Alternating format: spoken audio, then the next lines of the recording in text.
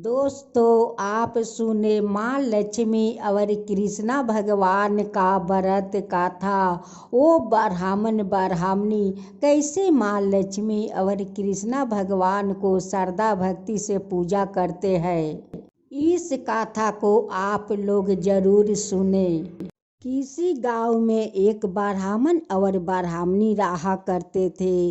वो दोनों बहुत धार्मिक थे और अपना आदेशों का बहुत पक्का थे। ब्राह्मण ब्राह्मणी कभी किसी से झूठ नहीं बोला, जो बोलता वो सच बोलते। उस ब्राह्मण का कभी संतान नहीं हुआ, बिन संतान का वो रह गए। दोनों ब्राह्मण ब्राह्मणी अगर गंगा स्नान करने जाते तो दोनों जाते, कहीं तीर्थ पर जाते तो दोनों जाते।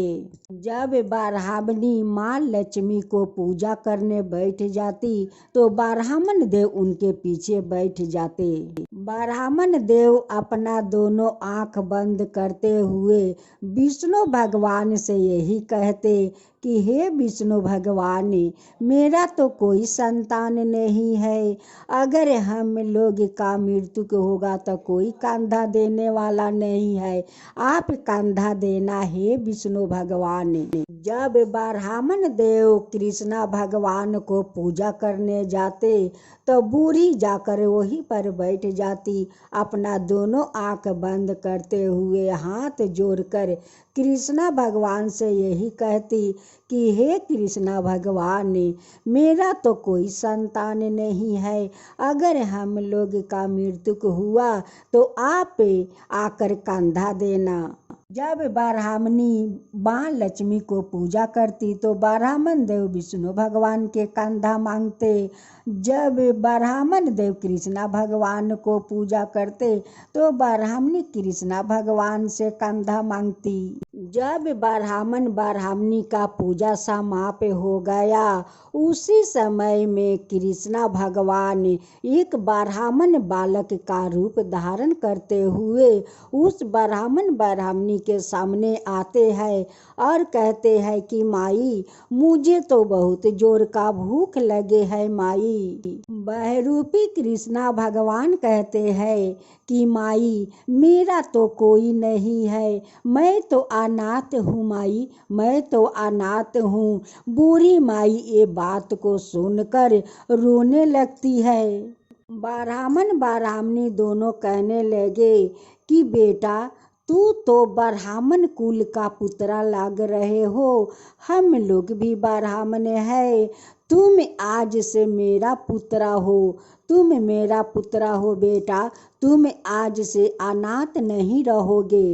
ब्राह्मणी उनके लिए भी भोजन परोसी और तीनों एक साथ बैठकर भोजन किया। दोनों ब्राह्मण ब्राह्मणी उस बहरूपी कृष्णा भगवान से बहुत प्यार करने लगे।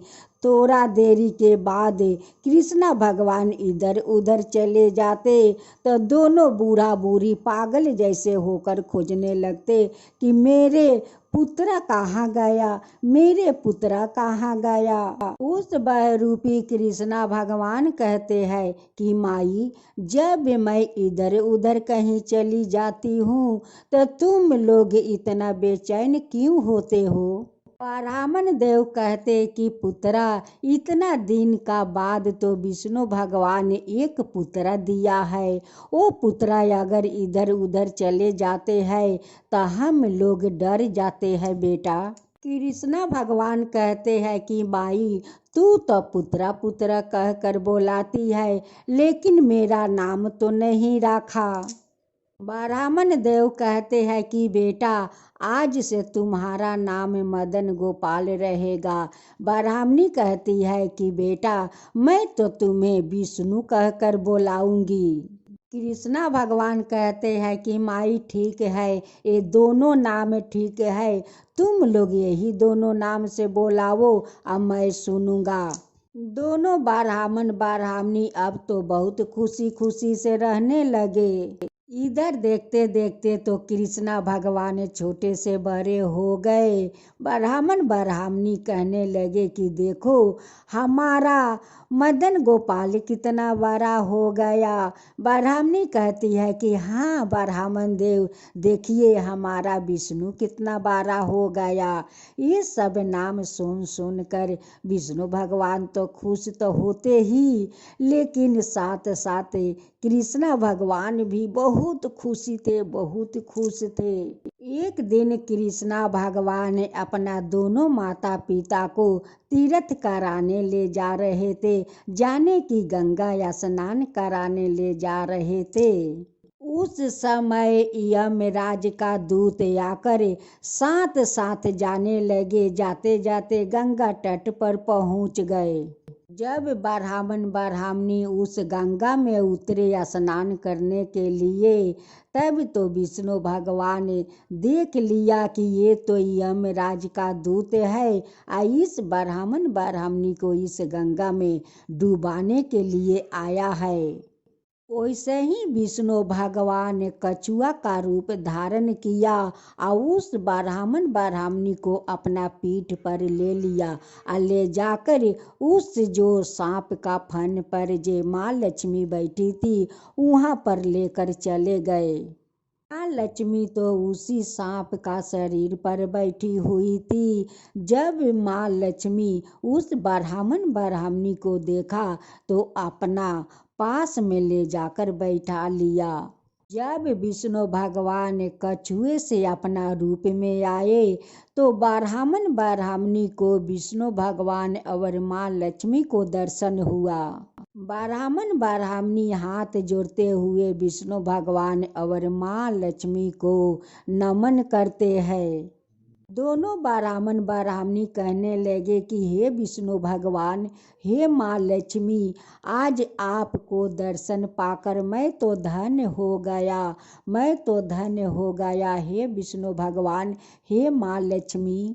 कृष्णा भगवान तो उसी गंगा घाट पर खड़े होकर देख रहे थे, लेकिन ब्राह्मण ब्राह्मणी को कहाँ पता था कि वो ही कृष्णा भगवान है और वही मेरा पुत्र के रूप में मेरे साथ रहते हैं।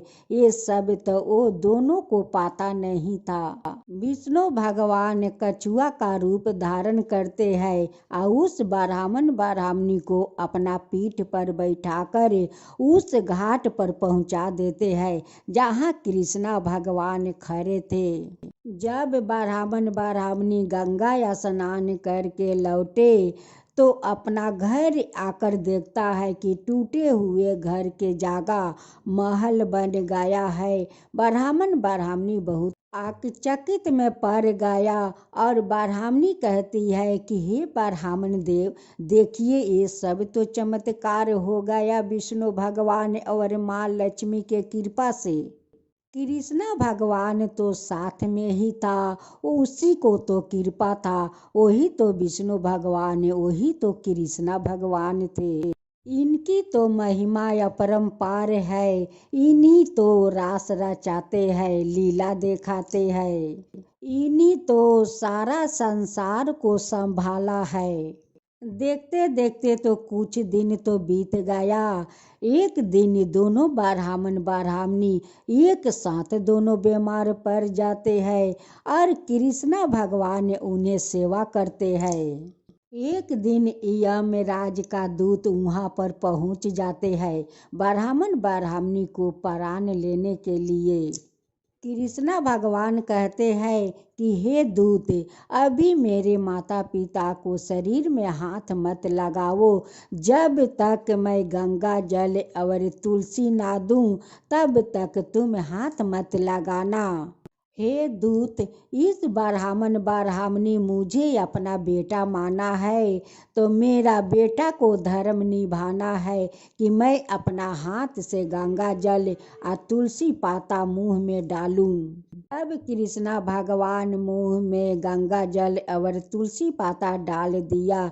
उसका बाद में दोनों को एक साथ प्राण निकल जाते हैं। अब इन कृष्णा भगवान दो रूप बन जाते हैं, एक कृष्णा और एक विष्णु। दोनों अपना कंधा देते हैं और अपना हाथों से उस ब्राह्मणी को उस विमान पर बैठा देते हैं और जमदूत को कहते हैं कि हे जमदूत, देखो मेरे माता पिता को वैकुंठ में ले जाकर बैठा देना। जमदूत ने कृष्णा भगवान और विष्णु भगवान का सिर झुकाते हुए प्रणाम करते हैं और उस ब्राह्मणी को अपना विमान पर ले जाकर उस वैकुंठ में बैठा देते हैं। ब्राह्मणी तो इतना धार्मिक थे कि उनकी श्रद्धा भक्ति देख कर कृष्णा भगवान उनकी पुत्र के रूप में आए और ब्राह्मणी को सेवा। वो दोनों तीर्थ से लेकर दान पुण्य तक सब कुछ किया करते, इसलिए तो कृष्णा भगवान ने सेवा किया और विष्णु भगवान कछुआ रूप में अपना पीठ पर बैठाकर माँ लक्ष्मी तक पहुँचाया, फिर पार कराया। इसलिए विष्णु भगवान और कृष्णा भगवान उस ब्राह्मणी को कंधा दिया, इसलिए कि ब्राह्मणी उन्हें विष्णु कहकर बोलाती और ब्राह्मण देव मदन गोपाल कहकर बोलाते। यही दोनों नाते के कारण दोनों आकर कंधा दिया और दोनों ब्राह्मणी को वैकुंठ मिल गया। हे विष्णु भगवान, जैसे आप कृष्णा रूप में उस ब्राह्मणी को सेवा किया, उन्हें कंधा दिया, वैसे सबको कंधा देना। हे विष्णु भगवान, सबका ऊपर कृपा करना। हे विष्णु भगवान, जो आपका कथा कहे, जो सुने, जो हुंकार भरे, उन सबका ऊपर कृपा करना। हे विष्णु भगवान, हे माँ लक्ष्मी, हे कृष्णा भगवान, सबका कृपा। जय हनुमान, जय हनुमान। बहुत समय पहले की बात है, किसी गांव में एक बुढ़िया रहती थी। उसके एक बेटा बहू भी थी जो उसी के साथ रहते थे। एक बार जब कार्तिक का महीना आया तो बुढ़िया ने अपने बेटे से कहा कि वह कार्तिक स्नान के लिए जाएगी और 1 महीना वो ही रहेगी। यह सुनकर उसके बेटा ने अपनी पत्नी से कहा कि माँ के लिए 30 लड्डू बनाकर दे दो ताकि वहाँ पूजा पाठ करके खा लेगी। बहू तो गुस्से में आकर 30 लड्डू बनाकर तो दे दिया। बुढ़िया नदी किनारे कार्तिक स्नान को गई और वही एक किनारे पर झोपड़ी बनाकर रहने लगी। बुढ़िया रोज सवेरे उठकर स्नान करती और जैसे ही एक लड्डू निकाल कर खाने लगती तो हनुमान जी बंदर के रूप में आते तो बुढ़िया वह लड्डू खुशी से बंदर को दे देती। बुढ़िया माई का बंदर का लड्डू खिलाने से बहुत खुशी मिलती। हनुमान जी बुढ़िया माई से बहुत खुश थे। इस तरह से कार्तिक का पूरा महीना बीत गया और सभी 30 लड्डू हनुमान जी बंदर के रूप में आए और सारा लड्डू खा गए। जब कार्तिक का महीना समाप्त हो गया और बुढ़िया आपस जाने को तैयार हुई तो हनुमान जी प्रकट हो गए। उन्होंने बुढ़िया माई की उस झोपड़ी की जगह पर एक आलीशान महल बना दिया। बुढ़िया माई का पूरा महल धन दौलत से भर गया। उसकी सारी बीमारी भी दूर हो गई। यह सब होने पर वहाँ अपने बेटे के पास गई। बुढ़िया को इतना धनी देखकर उसकी बहू ने मन में सोचा कि अगले कार्तिक मास में अपनी माँ को कार्तिक स्नान के लिए जरूर भेजूंगी। और अगले कार्तिक आने पर उसने अपनी माँ को कार्तिक स्नान के लिए कहा। उसने बहुत प्यार से पूरे 30 लड्डू घी के बनाकर उसमें मेवा डालकर अपनी माँ के लिए बना कर दिया। माँ कार्तिक स्नान के लिए गई और जैसे ही सुबह सवेरे नहाकर लड्डू खाने बैठ जाती तो हनुमान जी बंदर का रूप धारण कर उसके सामने बैठ जाते तो पत्थर मार कर उन्हें भगा देती और कहती कि इसमें मेरा पेट ही नहीं भरेगा तो तुम्हें कैसे दे दूं।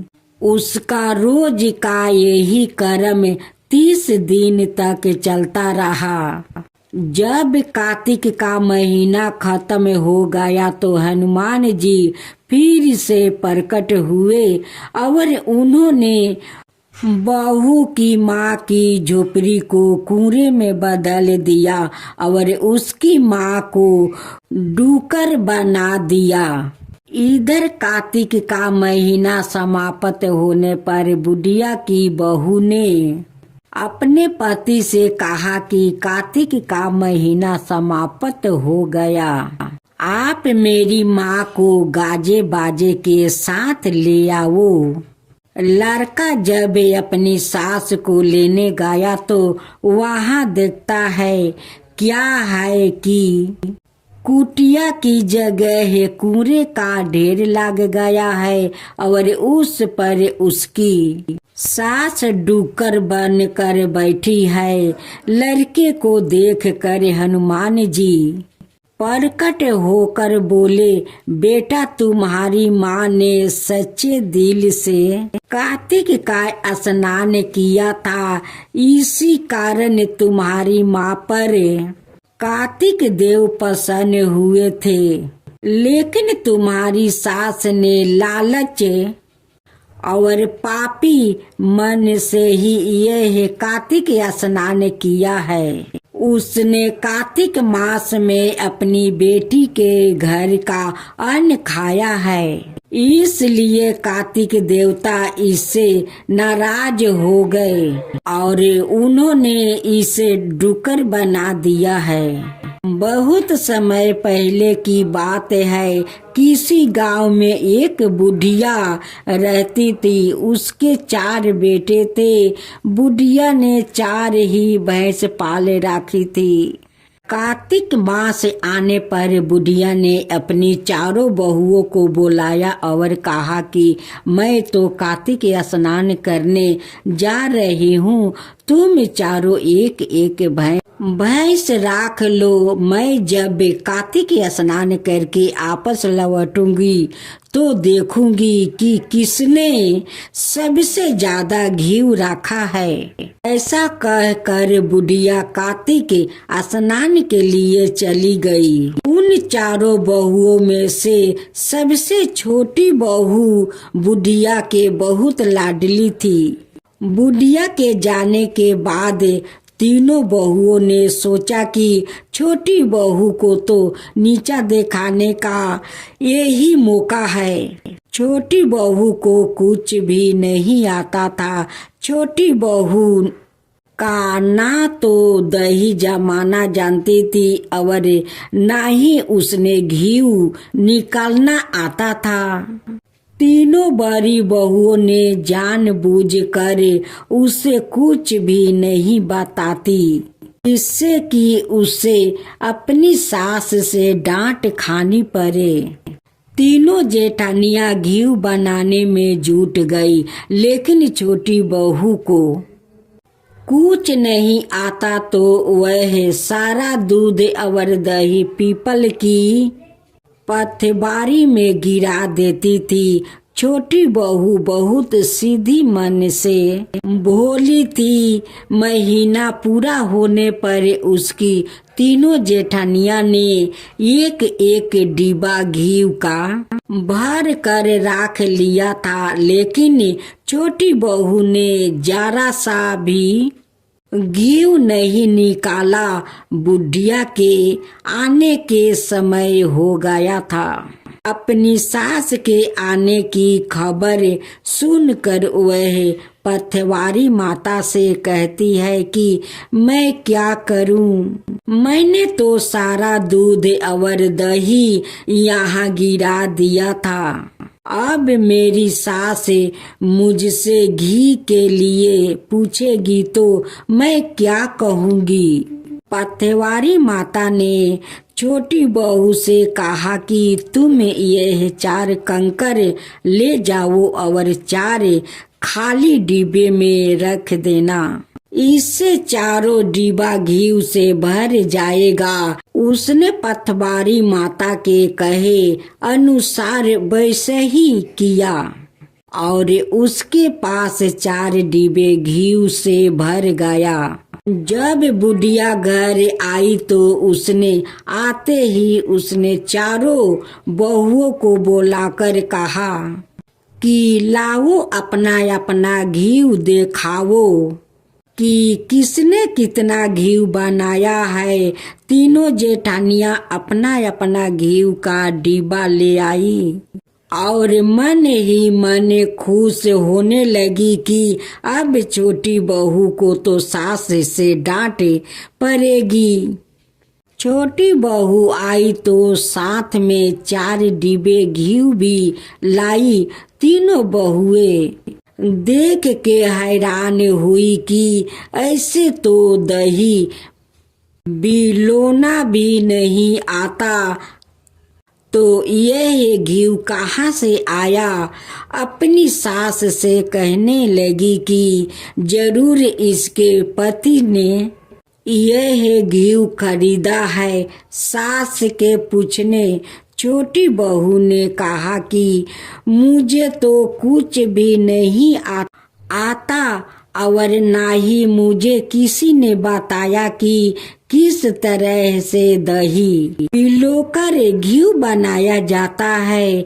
मैंने तो सारा दूध पीपल में सींच देती थी और दही पथवारी पर चढ़ा देती थी। यह तो पथवारी माता की कृपा का प्रभाव है। छोटी बहू की सारी बात सुनकर सारी बहू ने कहा कि अगर पथवारी माता को सींचने से इतना अधिक पुण्य मिलता है तो हम भी अगले साल उसे सींचेंगे और कार्तिक स्नान करने जाएंगे।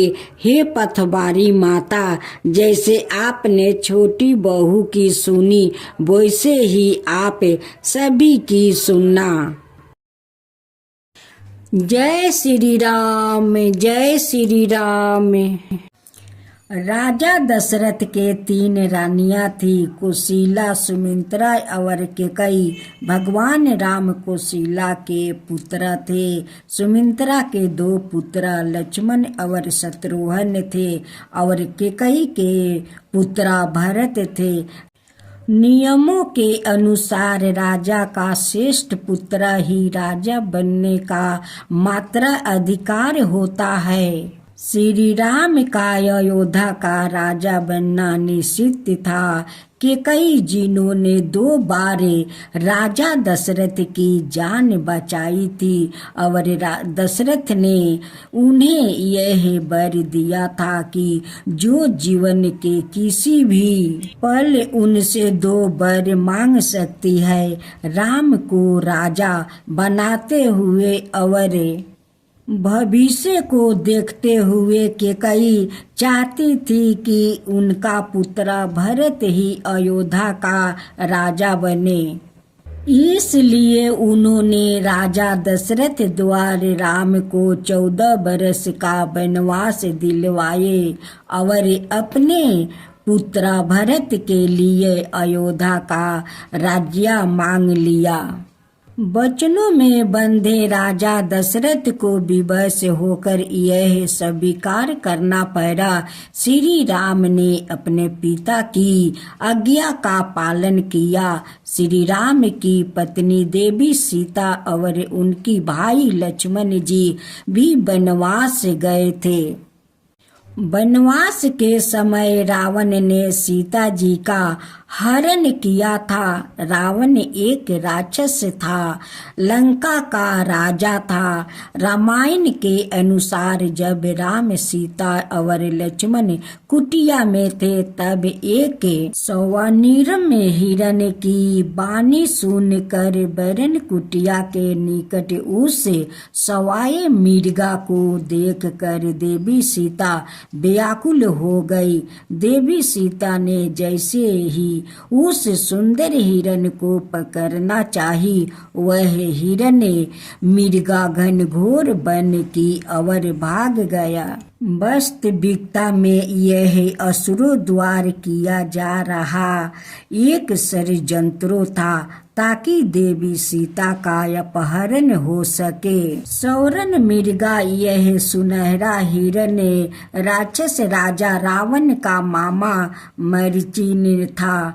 उसने रावण के कहने पर ही सुनहरा हिरण का रूप धारण किया था, ताकि वो योजना अनुसार राम लक्ष्मण को सीता जी से दूर कर सके और सीता जी का अपहरण हो सके।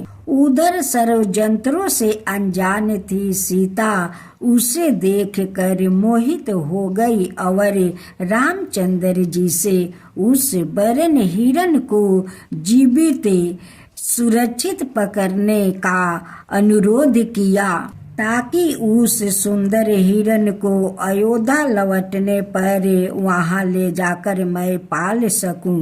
रामचंद्र जी अपनी सीता की इच्छा पूरी करने चल पड़े और लक्ष्मण जी से सीता की रक्षा करने को कहा।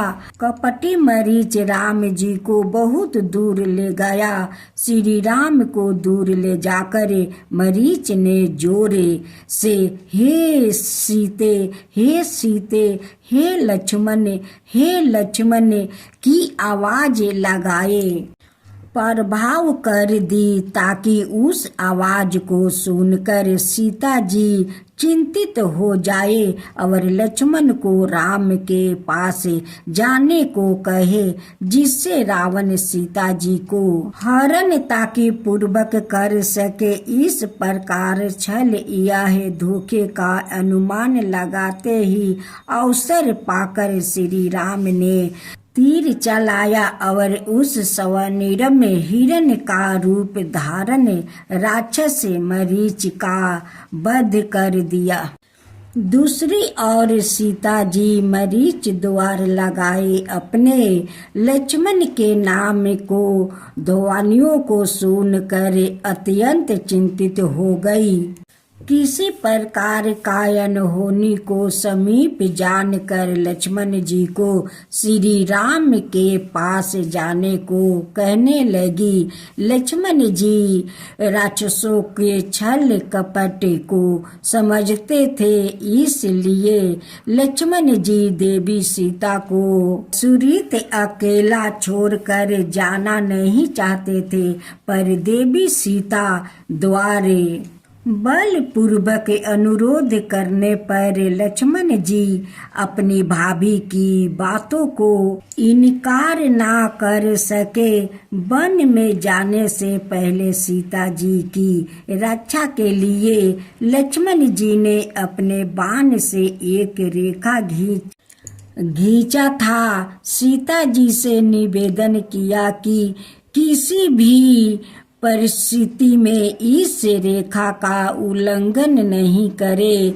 यह रेखा मात्र उच्चारण पूर्वक खींची गई है, इसलिए इस रेखा को लांघ कर कोई भी इसके अंदर नहीं आ पाएगा। लक्ष्मण जी ने देवी सीता की रक्षा के लिए जो अभिमंत्रित रेखा अपने बाण के द्वारा खींची थी, वह लक्ष्मण रेखा के नाम से प्रसिद्ध है। लक्ष्मण जी का घोर वन में प्रवेश करते ही देवी सीता को अकेले पाकर पहले से षड्यंत्रों पूर्वक घात लगाकर बैठा था। रावण को सीता जी की अपहरण का सुनहरा अवसर प्राप्त हो गया। रावण शीघ्र ही राम लक्ष्मण सीता का निवास स्थान पर उस कुटिया में जहाँ सीता माता वास करती थी। देवी सीता इस समय अकेली थी। उस रावण आ गया। उसने साधु का भेष धारण कर रखा था। पहले तो उसने उस सुरक्षित कुटिया में सीधे घुसने का प्रयास किया, लेकिन लक्ष्मण रेखा दाग होने के कारण वह कुटिया के अंदर जहाँ देवी सीता विराजमान थी नहीं घुस सका। तब उसने दूसरा उपाय अपनाया। साधु का भेष तो उसने धारण किया हुआ ही था, सो वहाँ कुटिया बहरी द्वार पर खड़े होकर भिक्षा देहीन का रट करने लगा। इस वाणी को सुनकर देवी सीता कुटिया के बाहर निकली, भिक्षा लेकर आई। रेखा के उल्लंघन किए बिना द्वार पर साधु को आए देख कर वो कुटिया के चौखट से ही लक्ष्मण रेखा के भीतर से ही उसे अन्न और फल आदि का दान देने लगी। तब दुष्ट रावण ने सीता जी को लक्ष्मण रेखा से बाहर लाने के लिए सवाए के भूखे प्यासे होने की बात बोले कर भोजन की मांग की। आर्य व्रत की परंपरा के अनुसार द्वार पर आए भिक्षुक एवं भूखे को खाली हाथ नहीं लौटने की बात सोच कर वो भोजन जल आदि लेकर भूखे बस लक्ष्मण रेखा के बाहर निकल गई। जैसे ही सीता जी लक्ष्मण रेखा के बाहर हुई, घात लगाए रावण ने झटपट उनको अपहरण कर लिया। रावण सीता जी को पुष्पक विमान में बलपूर्वक बैठाकर ले जाने लगा। पुष्पक विमान में अतिहर्त होकर जाते समय सीता जी ने अत्यंत ऊंचा सवाए में श्री राम और लक्ष्मण जी को पुकार रही थी। अपनी सुरक्षा की गुहार लगाई। इस ऊंचे दावानी को सुनकर जटाहू नमक एक विशाल गिद्ध पंछी जो मनुष्य के समान स्पष्ट वाणी में बोल सकता था, पूर्व काल में राजा दशरथ का परम मित्र था। वन प्रदेश को छोड़कर आकाश मार्ग में उड़ कर पहुंचा। जटाहू देखता है कि अधर्मी रावण एक सुंदर नारी को अपहरण कर लेकर जा रहा है। वो नारी अपनी सुरक्षा की गुहार लगा रही है। यह अन्याय देख कर जटाहू रावण को चुनौती देता है तथा उस नारी को छोड़ देने की चेतावनी देता है, लेकिन अहंकारी रावण भला कहाँ मानने का नाम नहीं लेता है। सो रावण और जटाहू में आकाश मार्ग में ही युद्ध छेड़ जाता है। बलशाली रावण अपने अमोघ खड्ग से जटाहू के दोनों पंख काट देता है, जिससे जटाहू निसहाय होकर पृथ्वी पर गिर जाता है। रावण पुष्पक विमान में सीता जी को लेकर आगे बढ़ने लगता है। सीता जी ने जब देखा कि उनकी रक्षा करने के लिए आए विशाल गिद्ध पंछी जो मनुष्य की भांति बोल सकता था, रावण के खरंग प्रहार करने से धराशायी हो गया है, तब पुष्पक विमान में आकाश मार्ग अथवा बाहु मार्ग से जाते समय सीता जी अपने आभूषण गहने को उतार कर नीचे धरती पर फेंकने लगी। भगवान राम अपने भाई लक्ष्मण के साथ सीता की खोज में दर दर भटक रहे थे। तब वह हनुमान और सुग्रीव नामक 2 वानरों से मिले। हनुमान राम के सबसे बड़े भक्त बने।